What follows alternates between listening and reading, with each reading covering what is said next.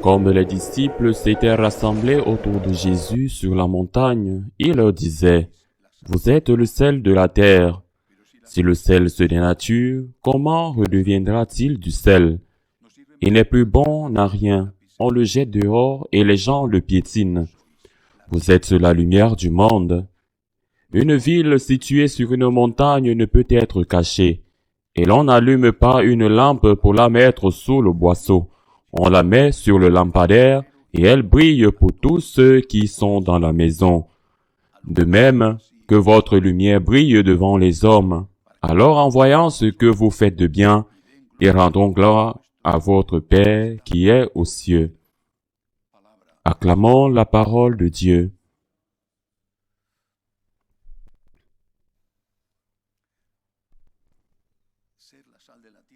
Être le sel de la terre et être lumière du monde. Pourquoi? Je peux me poser la question suivante. Pourquoi suis-je devenu prêtre? Pourquoi suis-je devenu prêtre? Pourquoi suis-je devenu prêtre? Pourquoi? Pour résoudre des problèmes économiques, pour guérir des maladies. Si cela avait été le but, j'aurais choisi une autre profession. En fait, quand j'avais 14-15 ans, j'avais des doutes entre être prêtre ou médecin.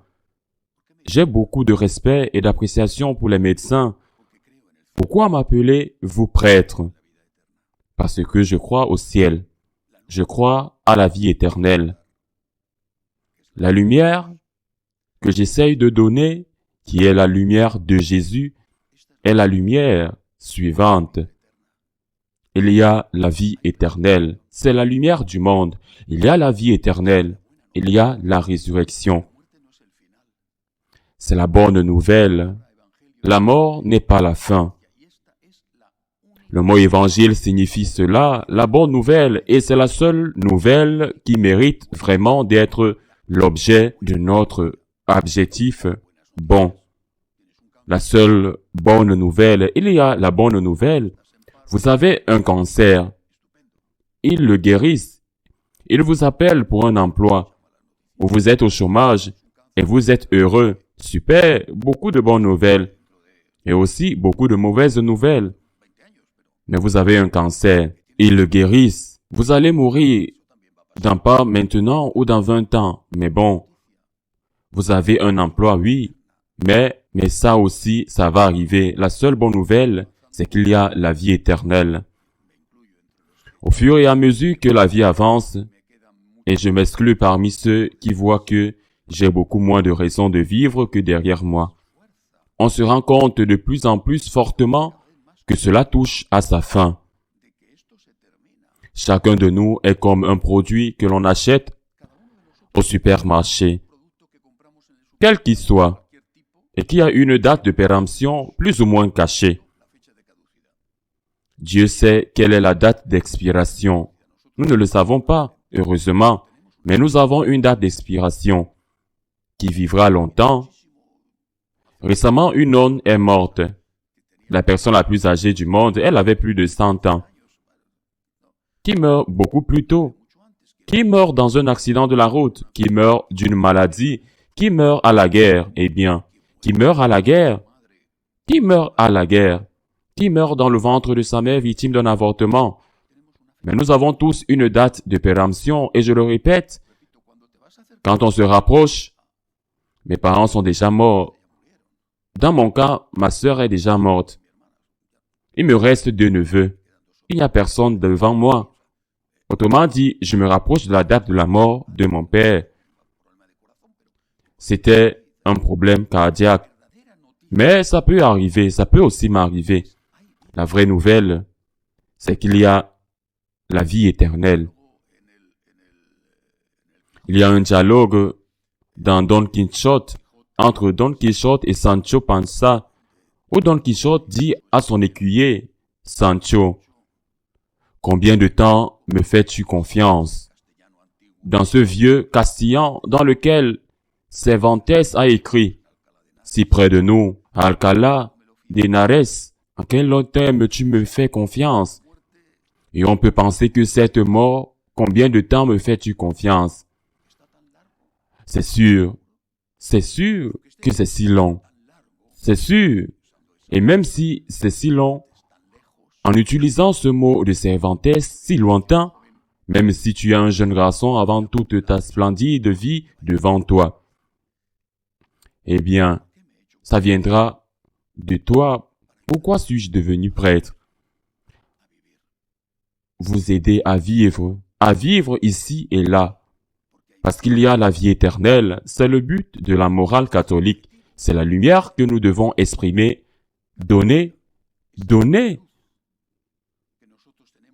Comment je dois me comporter pour gagner la vie éternelle, pour être au ciel, pour être avec Dieu, parce qu'il y a la vie éternelle pour tout le monde, mais pas pour tout le monde pareil.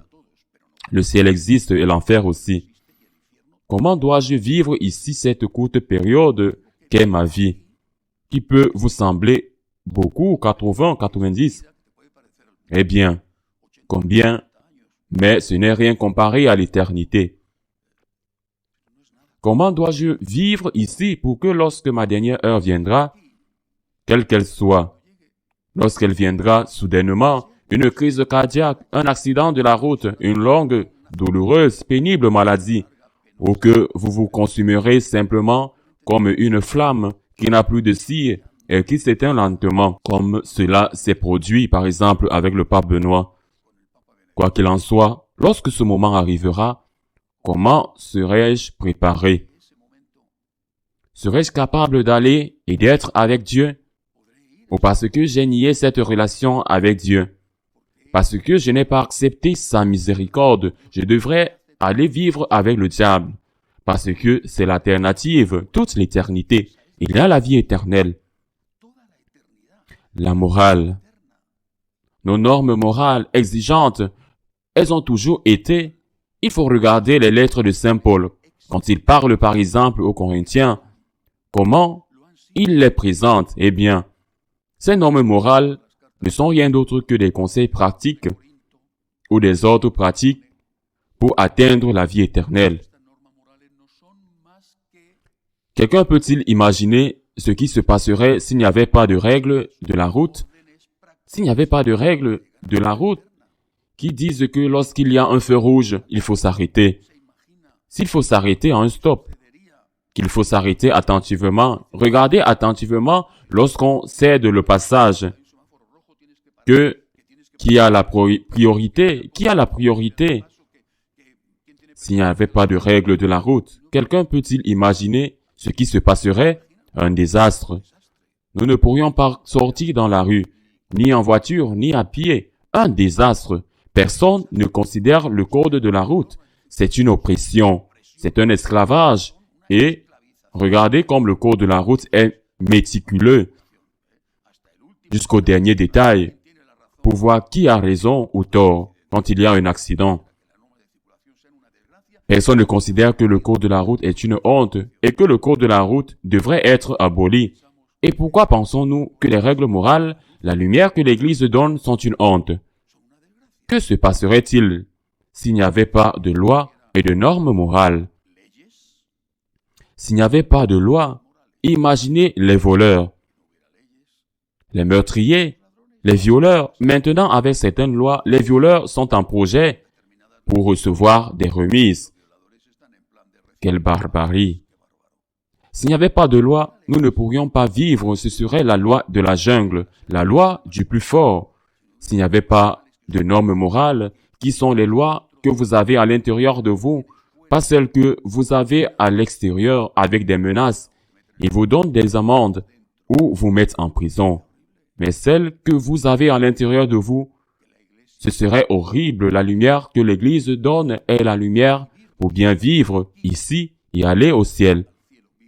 Pour bien vivre ici, pas pour être ennuyé ici, pas pour vivre amer ici, pas pour vivre amèrement ici, mais pour vivre bien parce que quand vous respectez ces règles de la même façon que quand vous conduisez, vous respectez le code de la route.